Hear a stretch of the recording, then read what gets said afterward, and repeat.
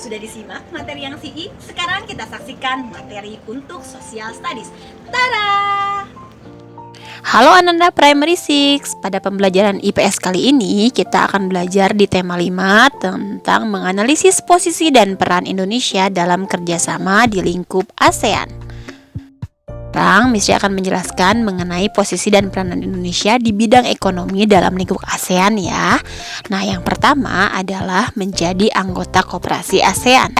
Koperasi ASEAN merupakan salah satu kerjasama negara-negara ASEAN di bidang ekonomi. Tujuannya untuk mensejahterakan negara-negara di ASEAN. Yang kedua adalah ikut mewujudkan kawasan perdagangan bebas. Ini merupakan kerjasama dalam pengelolaan sektor produksi lokal yang ada di seluruh negara anggota ASEAN pada bidang ekonomi. Kemudian yang ketiga, Indonesia menjadi markas Komite Pangan, Pertanian, dan Kehutanan. Negara kita menjadi pusatnya. Dalam hal ini, Indonesia berperan mengkoordinasi bahan makanan. Kemudian yang keempat, Indonesia mendirikan industri pupuk ASEAN di Aceh. Ini merupakan sebuah penghasil pupuk hasil dari gagasan bersama-sama negara-negara ASEAN. Yang kelima adalah melakukan kegiatan perdagangan antar negara anggota ASEAN. Indonesia turut berperan dalam kegiatan ekspor dan impor sesama negara anggota ASEAN.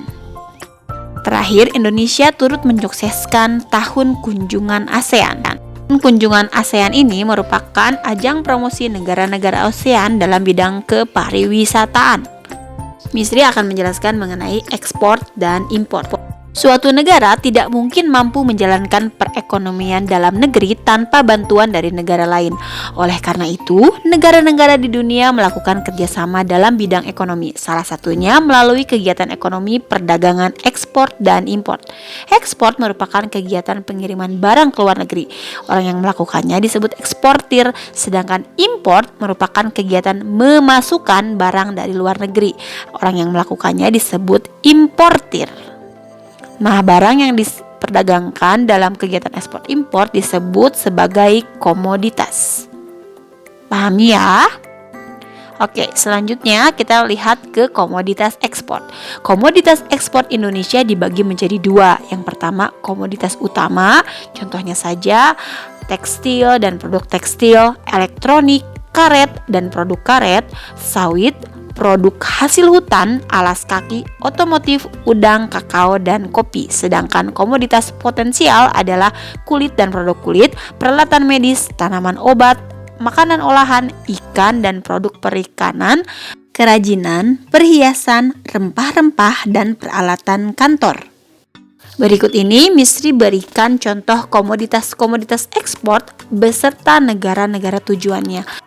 Kalian bisa lihat dengan teliti detailnya ya.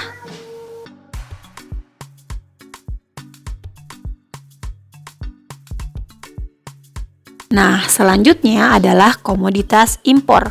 Indonesia mengimpor bermacam-macam komoditas dari berbagai negara.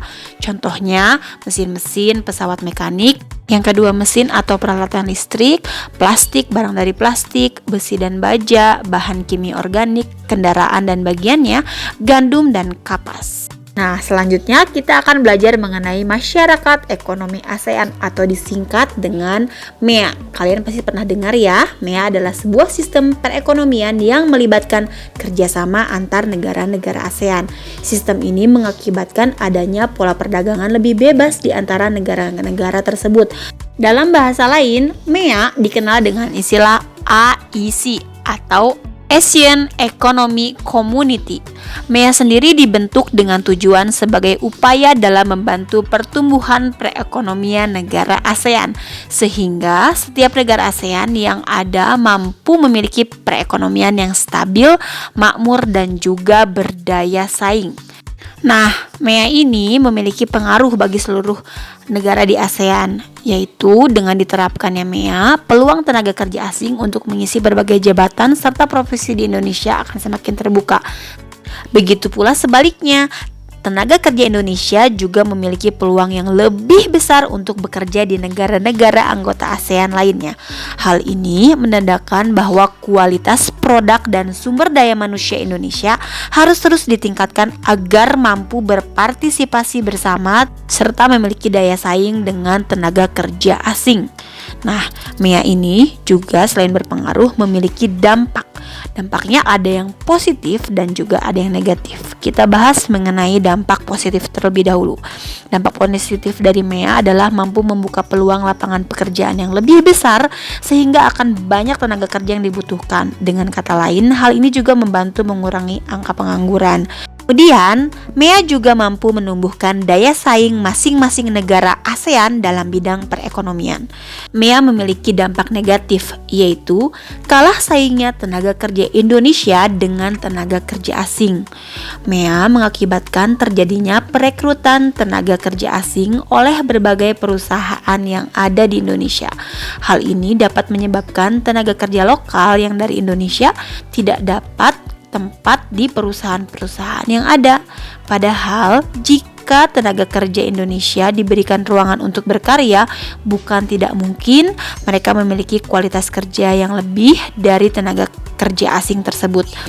Misri berharap kalian sebagai generasi muda meminimalisir dampak negatif MEA ini. Jadi kalian harus terus rajin belajar dan siap bersaing dengan orang-orang dari luar negeri sana untuk tetap bekerja di Indonesia atau bahkan memimpin banyak perusahaan di negara-negara lain. Oke? Sudah disimak kedua materi yang tadi? Nah, sekarang kalian kembali lagi ke Google Classroom dan kerjakan Google Form-nya. Ingat, ada 2 Google Form ya yang harus kalian kerjakan, yaitu untuk pelajaran Civic Education dan pelajaran Social Studies. Jangan lupa dan kerjakan langsung setelah ini. Oke? Terima kasih. Wassalamualaikum warahmatullahi wabarakatuh. Bye Irsyadian.